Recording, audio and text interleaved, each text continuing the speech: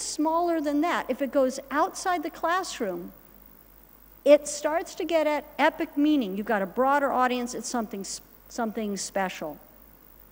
You create a special space, a world, like World of Warcraft or Farmville. You're creating a world where the project is happening. You have Project World.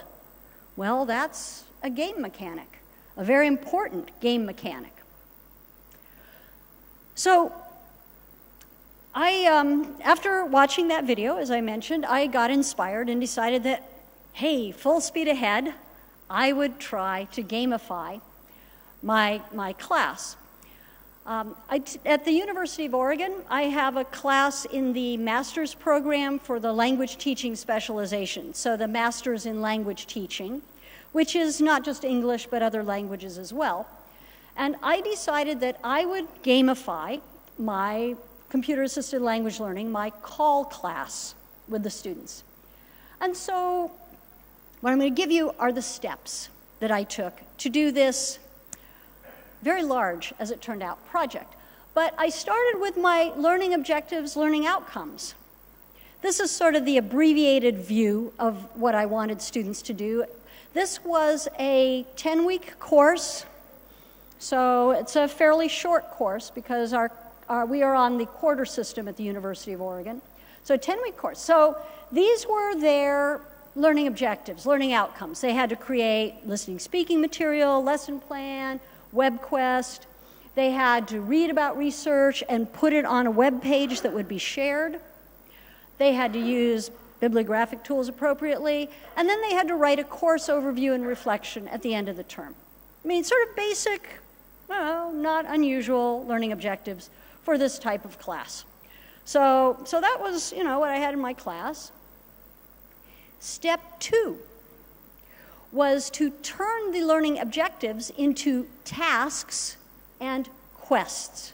So the smaller activities would be tasks like do bibliography using correct format. That was a task. You got points for tasks. The quests are large projects.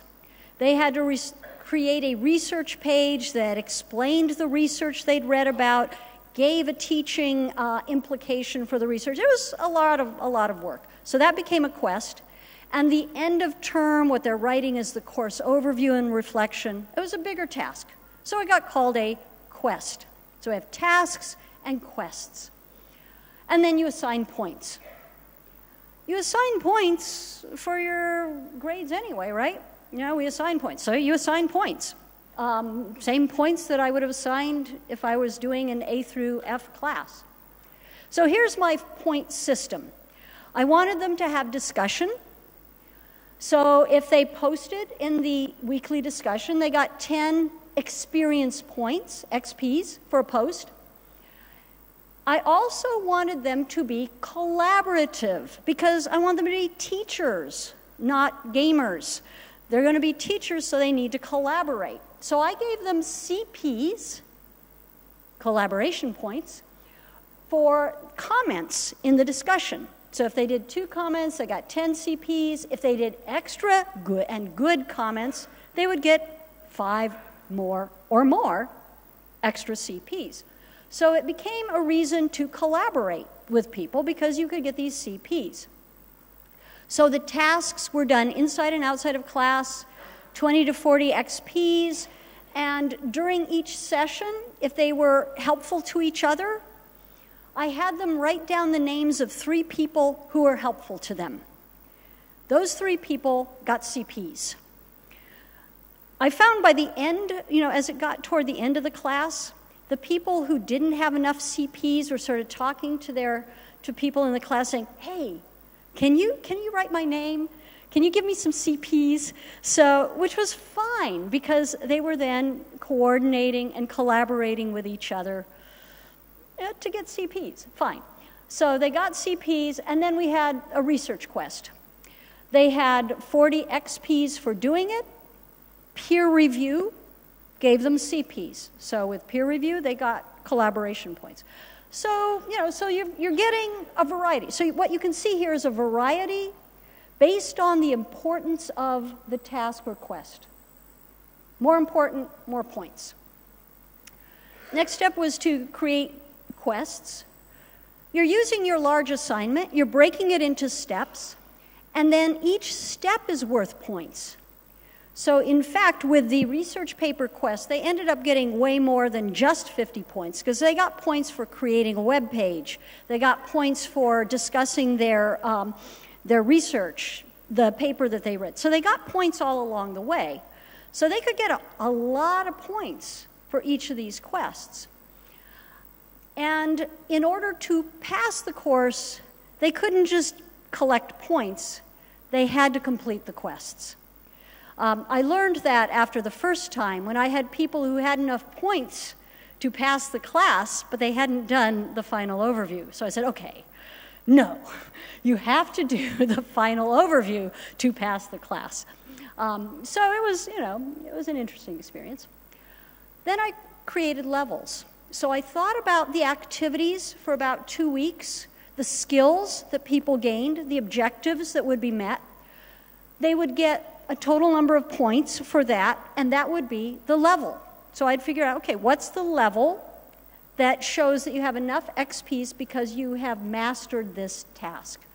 They got badges as achievements. If they did certain things, they could get a badge. So you have levels and badges. I showed the badges earlier. They're cute little digital things. Some people liked them. I mean, most people sort of liked them. Some people really liked them. And like somebody put it on her Facebook page. I said, great, put your badge on the Facebook page. Okay. But I mean, it's something that was meaningful, so they liked that. So this is probably too much information, but you can see the levels. They had to hit level 4 to pass, because 80% was the pass score for this master's course. So they had to hit level 4 to pass. Come on. Level 5 would give them a 90%. Level 6 would give them 100%. You could actually get over 280 XPs and over 85 CPs. So you could do more than the minimum at each to get level 6. This is what took time. Figuring all this out, dividing all this up, doing the math took time. Now, fortunately, I mean, you don't need to do like a whole bunch of things at once. But let me tell you about some of the results. So most students liked it. Again, the weaker students weren't giving up because, oh, shoot, I can't, this is just, I'm just barely going to pass. This is not worth it to me. They kept going. They were motivated by this idea that they could get better. And I also had ways that would allow the weaker students to make up so that, for example, if they did a terrible job on bibliography format, said, okay, you did a terrible job. Here's round 2. Here's another set of citations for you to do. So they got an extra chance to do it. I found that several of the people in my course decided to add gamification to their thesis projects. It's like, okay, they liked it enough to want to do it themselves. And others talked about wanting to gamify the classes that they would teach. So I think it was a very positive thing. Students generally said they liked it in my surveys. However, I had a couple of people, only a couple of people over 4 courses, that were not happy. These were the people that always get the A+. They did not like starting with 0. They wanted to see that A+, A+, A+, because they always get A+. Tough. That it's too bad that they weren't entirely happy, but they're going to do well anyway. I care about the people at the top doing well. I like to give them challenges, help them do more. But I care more about the weaker students who need more help to do well. And so that this helped the weaker students made it very powerful for me, something that I wanted to do as a result. So let's look at Oh yeah, the platform made a difference. This is the other thing. My university was using Blackboard, the learning management system Blackboard, and that actually works well for gamification. It's set up so that you can add gamification within the platform. I was very happy. Then, for some reason, and none of us really know why, we decided to use, the administration decided that we would use Canvas for our learning management system, and it didn't work well. I mean, I was constantly fighting with Canvas to show what I wanted it to show, and it just didn't. So I ended up doing a lot of email to people saying, here's your score, here's your score, here's your score, because the platform wouldn't do it the way I wanted it to. It would show experience points, but I couldn't show collaboration points as points. It's like, is this dumb or what? Anyway, I didn't choose Canvas, so I couldn't say anything about it. But the tools that you use can affect what you can do and how easily. So you've seen the massive attempt, okay, what you do if you're going to gamify a whole course. But there are things that you can do to gamify that aren't a whole course. You can have a series of things that you do to create this gamified environment. And remember, a very important thing, always think of students as players, actively involved in what happens. So, we often have students respond to questions about a video clip.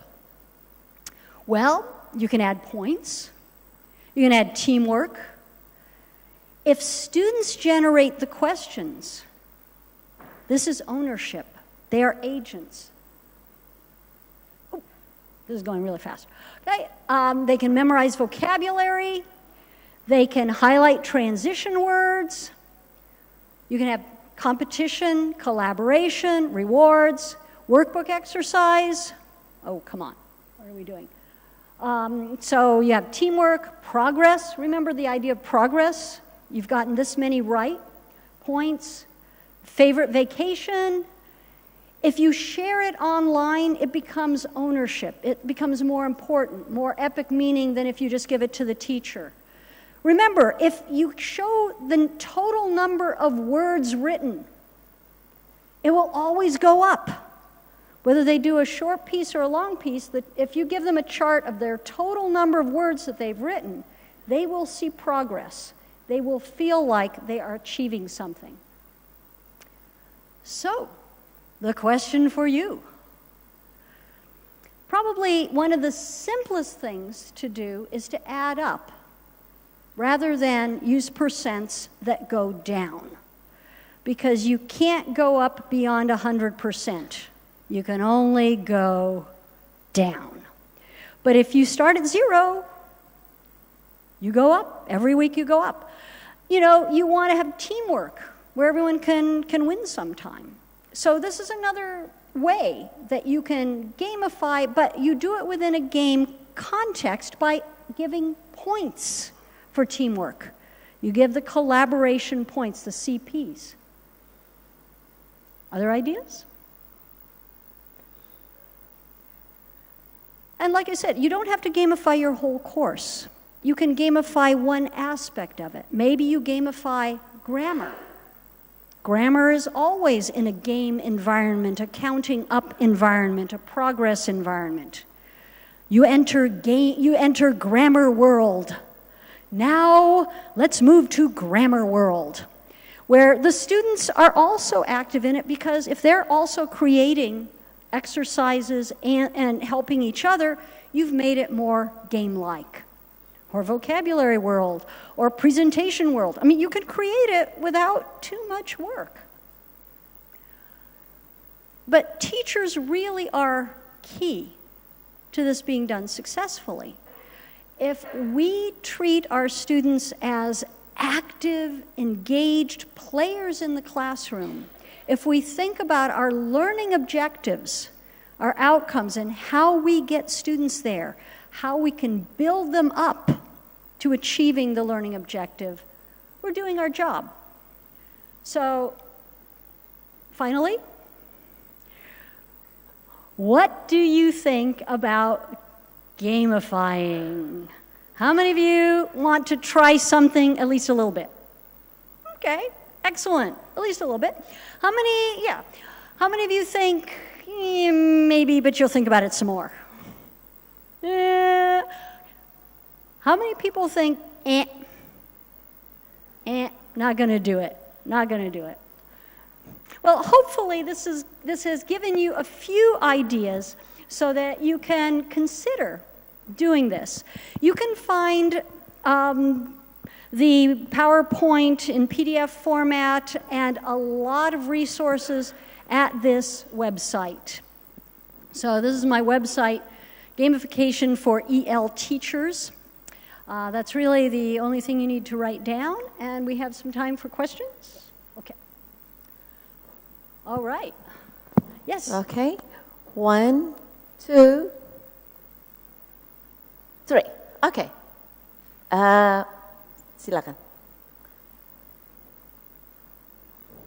Mention your name, Ibu. Ada mikrofon lagi? I can say it loud. No, ma'am. Oh, here it comes.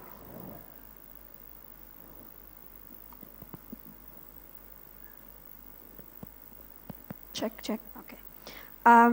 My name is Puji. I'm a lecturer of Universitas Islam Indonesia here in Yogyakarta. It's about 15 to 20 kilometers from here. Well, this is interesting for me. That's why I am usually absent for morning sessions, but today I'll make sure I'm in. Your question, ma'am. Yeah. I once tried teaching my students English through Second Life, but that's only for 4 meetings, for small projects. And I found out that students who was not able to say anything in front of the class, then when joining the Second Life, he could produce words, and I could say that he improved. And what I want to ask you is about how do you connect gamification or learning language through games with authenticity? Like, is it the same as authenticity as what I say, the real word authenticity, or is it different with what I call it virtually authentic environment or something like that? Okay. Thank you. Yeah, I think. Can I go to the next person first so that we can make sure everyone will get opportunity? Next, please. I'll remember. Ya. Ya, tadi kan yang angkat tangan. Okay, thank you very much. My name is Ari from Universitas Muhammadiyah Yogyakarta. I'm also an English teacher, English lecturer for teacher to be. Yeah, okay. It's very interesting since I use game since the first time I teach. Yeah, and it is very, very interesting.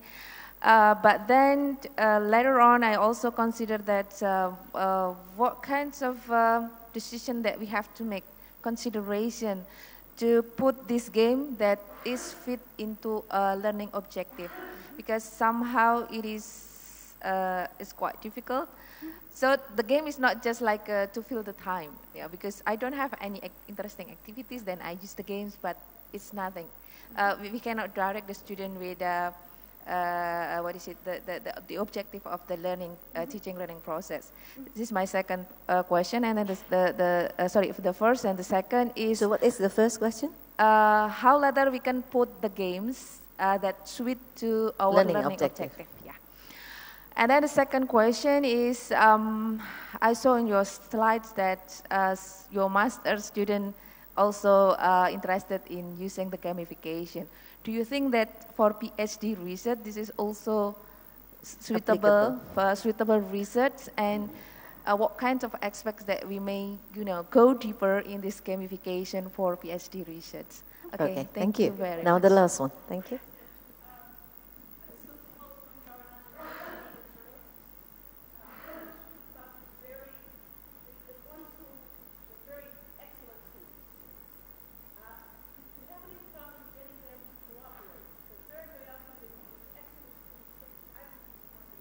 Yeah. I don't think His Excellency inspired me. Usually, not the ones that want to cooperate, they lose points, and then get a lower grade. That's one thing. And the second thing is, I tried giving them lower points. I tried giving my students points, but they had to fill it out. And some of them got very, very nervous that they only, I had to pass with 20 points, but only get 15. They said, am I failing? Because I'm so. Yes. Okay. So thank let you. me see if I can remember all the I help you questions. with. Okay, sure, very good. Somebody will help me. It is 8 o'clock in the morning. Okay, so in terms of authenticity, for me, one of the reasons to gamify is because our students spend so much time in the world of gaming. They don't play games, they game. So they are in this world of gaming. So things that we do that are in a gaming environment really resonate with them. I think that being in Second Life is a great way to go. You know, it takes a lot of work to set up something in Second Life, but like you're saying, if you have a different world, you can be a different person in that world. You can have your avatar who is brave, even when you are not brave. So, I mean, I really like Second Life because it provides that opportunity for people to be something that they would want to be, like brave and English speakers, in a way that's safe. When it's not you, it's your avatar. So I think it's a great way to go. And, you know, it's a game. It's gaming, not a game. And so it makes it way more authentic to the students of this age. To our students. I hope that answered your question. Yes. If not, talk to me afterward. Okay. All right. Then the next question Is how we connect to learning the learning objectives. objective. That is, as they used to say, the $64,000 question. It is an extremely important and essential question. You can do things just for fun in your class. You've got an extra 2 minutes. You know, you do something just for fun. Otherwise, the choices we make are all based on learning objectives. But you need to know what technology tools, what other tools will assist you in achieving these learning objectives. Which is why, you know, in my talk, I talked about, I started with my learning objectives. Yeah. These are the outcomes that I want. How do I get there? How do I assign points to be able to get there? I mean, if you got 2 minutes at the end and you want to play a game of hangman, why not? But that's just fun. Otherwise, it must be tied to your learning objectives, learning outcomes, or you shouldn't be using your class time for it. Remember, though, you can have hard fun. It can be a challenge. It can be tied to the learning objectives, be a challenge, and still be engaging and feel like gaming. So, but that is the hard thing. And whether you can do it at a PhD level, definitely. On the website, you can see some resources that people can use. Some of them are scholarly, some of them are more general, but if people are reading like Jules' The Heart of Gameness, they'll get some ideas about where to go in terms of academic research on it. It would be a lovely research topic that you could do in a much more sophisticated way than in a 10-week course. Okay. And the last question was? The good students usually are hard to cooperate. Oh, yeah. Our super achievers. We start out in the class by explaining that you are not going to succeed if you try to do it alone. I mean, you simply will not succeed. You must have the collaboration points or you will not do well. And so when I find the students who are really, but I just want to succeed by myself, I say, if that's your attitude, you're not going to be a good teacher. Because teachers do better when they collaborate with other teachers. If you want to be number one in your school, people will hate you. But it may not be a really long-term outcome. And so, which was why I had collaboration points, because teaching must be collaborative to be good teaching. And the super achievers, I mean, if they want to be heads of business, then don't bother with collaboration. Fine. Yeah, but if they, but I think you start out by saying these are the rules. And the high achievers may not like them, but they will understand these are the rules. And then I would remind them, typically on a weekly basis, you're slipping behind. But if they see it as a chart, then they can see, and they could see where they're going. I gave them the full syllabus with all the points for everything so that they could see, okay, I've got this many now, here's how many more I'm going to get. So it wasn't a secret. It was all up there from day one, how you achieve the level that you want to achieve to be at the top. But, somebody who doesn't want to collaborate, I don't want as a teacher. So I don't really care. They don't want to collaborate. Okay, thank you. I don't think that we have enough time. Let's give big round of applause for Professor Haley. Thank you very much. Well, life is a game anyway.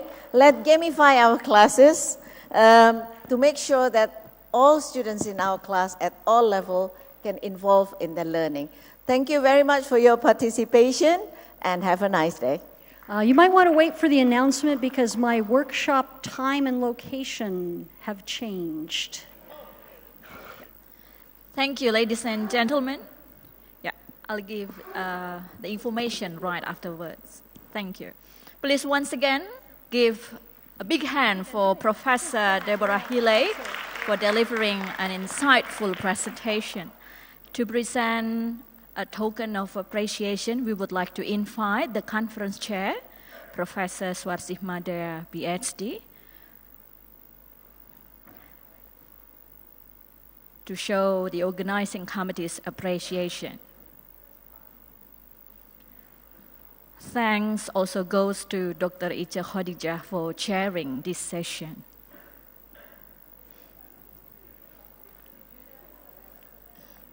Ladies and gentlemen, following this session is workshops and parallel presentations. Before leaving, please be well announced about the following announcement. First, Professor Deborah Healy's workshop, which was scheduled today at 10:15, will be moved to 9 today at Keraton 2, Royal Amarukmo Hotel. Her workshop, scheduled at 11:15, will be still at the same time and place at Jade Room East Park Hotel. Meanwhile, parallel paper scheduled at 2:45 to 3:45 p.m. today in Kesultanan 1 room at this hotel is moved to Mirror Room at the 9th floor. This is due to the preparation for closing ceremony. Allow me to repeat once again, Deborah Healy's workshop scheduled today at 10:15 is moved to 9 a.m. in Keraton 2 at this hotel. Her other workshop scheduled at 11:15 will still be taking place at the same time and venue at Jade Room at East Park Hotel. Parallel presentation scheduled at 2:45 to 3:45 p.m. in Kesultanan 1 room is moved to Mirror Room at the 9th floor, also at this hotel, due to preparation for closing ceremony. Ladies and gentlemen, the following announcement for EC members are kindly requested to hand in their flight itinerary to the organizing committee for transportation arrangement. Coffee break and lunch for EC members, invited speakers, featured speaker, and TEFLIN board members. Coffee break is provided at the foyer at this floor, while lunch is served at the 8th floor. Coffee break for participants will be served in the canopy just outside this room, and lunch will be provided in Royal Restaurant. Presenters of sub-theme 1 and 2 will have lunch at the hotel, and presenters for sub-themes 3 and 4, lunch are provided in East Park at the Veranda Restaurant and Garden Room. The afternoon coffee break, however, will be served here at the Royal Embarcadero Hotel, approaching the closing ceremony at 4:15 p.m. Ladies and gentlemen, equally important is the safety issue for your belongings. Ladies and gentlemen, every presenter and participants is advised to never leave their belongings unattended. That's the end of the announcement.